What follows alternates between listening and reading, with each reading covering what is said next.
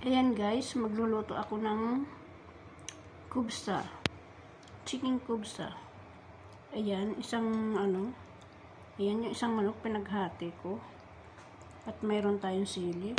At mayroon tayong black peppers, hill, tsaka farat.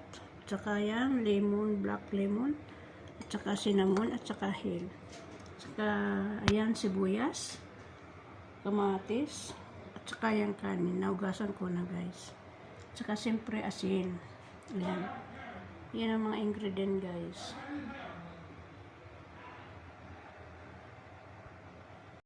Ayan guys. Lalagay na natin yung sibuyas.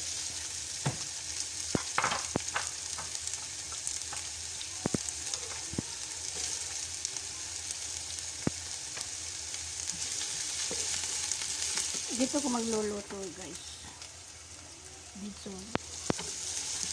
Madaling magluto dito guys sa ganito. Kaso ang laki-laki nga lang itong ang laki nitong kaldero.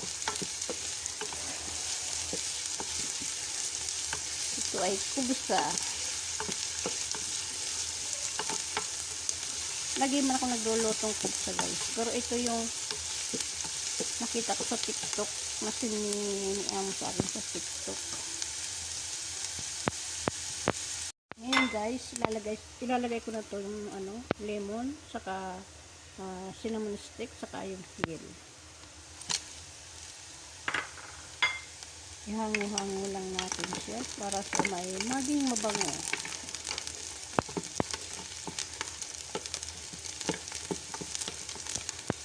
Nagmumunch.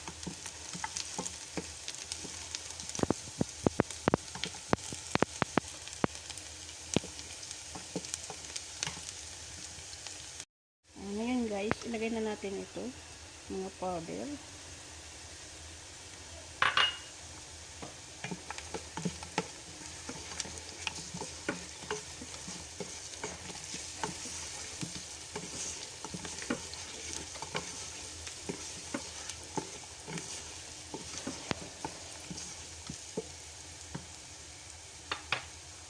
Ilagay na natin ang kamatis.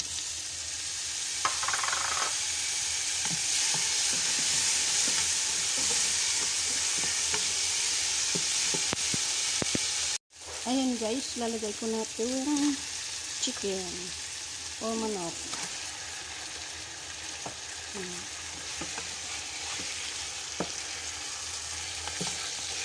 At hinahango lang yan. Ayan guys, add na natin yung sili. Ayan. At pagkatapos guys, lalagyan ko na ito ng tubig.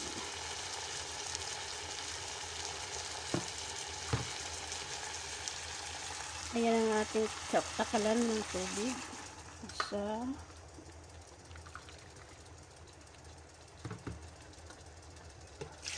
Dalawa.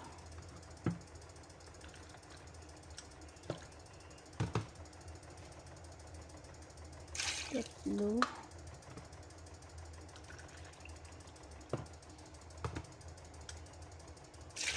Apat.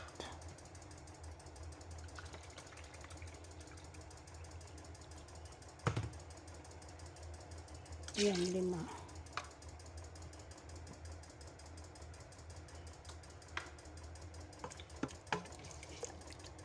At ito yung aking kukuluan guys. Ano ko to? Ayan. 23 minutes. Ayan, lalagay ko sa ng asin guys. Di ko na pakita. Basta lagyan natin ng asin. 23 minutes. Ayan, sinarado ko na. Ayan. Ayan na siya guys. Tatanggalin lang natin yung yan, sibuyas at kamatis.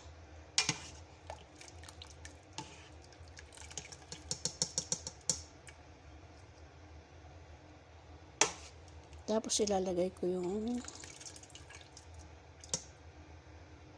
bigas. Ayan guys, ilalagay ko na yung bigas.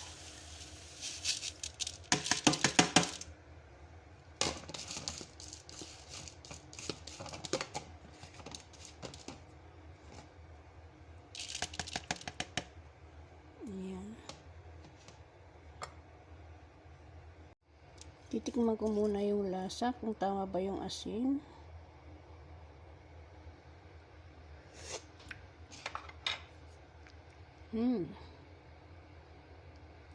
Yummy.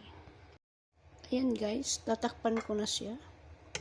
Iluluto ko naman sa rice kasi luto na yung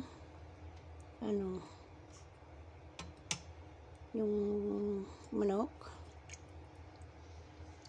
Rice naman siya ngayon.